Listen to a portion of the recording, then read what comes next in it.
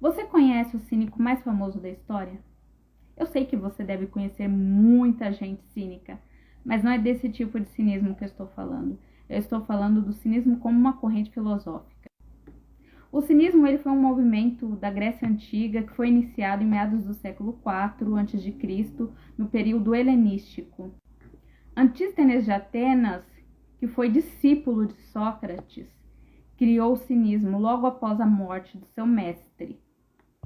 Só que o cinismo ele é uma filosofia que não foi criada para viver só no campo do pensamento ou da teoria.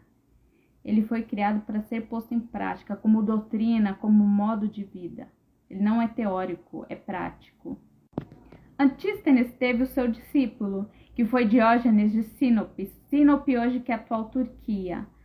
O Diógenes ele tinha sido banido aí da sua terra natal por uns rolos aí com as falsificações de moeda.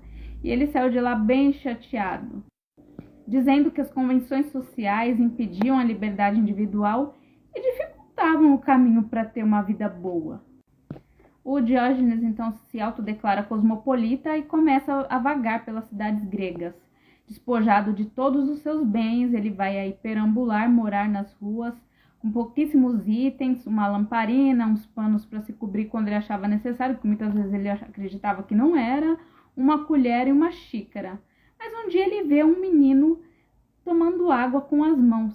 Então ele joga a xícara dele fora, porque ele achou que era muita futilidade ter uma xícara se ele podia tomar água com as próprias mãos. O termo cínico vem do grego kinismos, que significa como um cão, e Diógenes ficou conhecido como Diógenes o cão.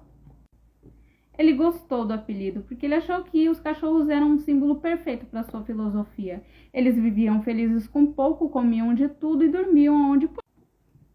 Diógenes ficou tão famoso que até mesmo Alexandre o Grande, o homem mais poderoso do mundo naquela época, o rei da Mesopotâmia, foi procurá-lo.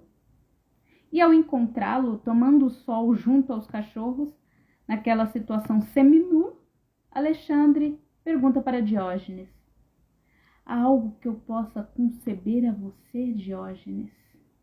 E Diógenes diz: eu quero sol. Alexandre, confuso: você quer que eu vá buscar o sol para você? Eu não tenho como buscar o sol para você. E Diógenes diz: não, eu quero que você saia da minha frente, porque você está bloqueando o meu sol. Alexandre poderia dar cabo da vida de Diógenes, mas não, ele viu genialidade nisso. E ele fala: se eu não fosse Alexandre, gostaria de ser Diógenes. Ao que Diógenes retruca: se eu não fosse Diógenes, gostaria de ser Diógenes. Outro dia, Alexandre encontra Diógenes revirando um monte de ossos. Ao que Alexandre pergunta o que ele estava fazendo ali, ele diz: estou procurando os ossos de seu pai, mas não consigo diferenciá-los dos ossos de um escravo. Diógenes era visto frequentemente andando com uma lamparina em plena luz do dia. E quando perguntaram para ele por que ele fazia aquilo, ele simplesmente disse: estou procurando um homem honesto, mas não encontro nenhum. Diógenes era visto pedindo esmolas a estátuas. E quando perguntavam por que ele fazia aquilo, ele disse que era para se habituar a pedir em vão e não. Ele com certeza foi a figura mais importante da corrente filosófica do cinismo. Existem muitas outras histórias e frases que foram atribuídas a Diógenes, e eu ouso dizer que Diógenes era Diógenes o Grande. E apesar de ser esse cara que levava essa vida tão natural, ele consegue viver até seus 89 anos e morre na cidade de Corinto, na Grécia. Eu considero ele aí o primeiro representante do movimento anarquista, um cara tão contestador, um cara que teve tanta coragem de fazer o que ele fez, de falar as coisas que ele falou, numa época de tanta barbárie.